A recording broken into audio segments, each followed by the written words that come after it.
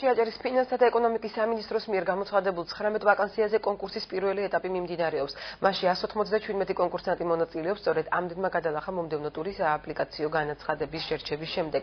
სამართლებრივი აქტების ცოდნაში თავიანთ კომპეტენციას კონკურსანტები 13-14 აპრილს გამოავლენენ. კონკურსის სამ ეტაპად საქართველოს ფინანსთა სამინისტროს აკადემიის ორგანიზებით ტარდება. შეტანილი მაქვს საქმის წარმოების მთავარი სპეციალისტი ფინანსთა სამინისტროში.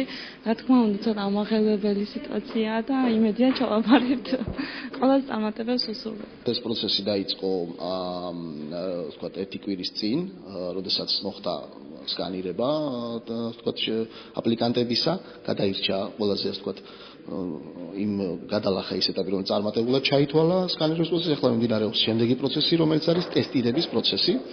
მის დასრულების შემდეგ თვითონ ასე ვთქვათ, ის ადამიანები, რომლებიც გადალახავენ იმ ბარიერებს, რომელიც არსებობს ტესტირებაში, გადავლეს შემდეგ ეტაპზე, რომელიც გახლავთ უკვე გასაუბრების პროცესი.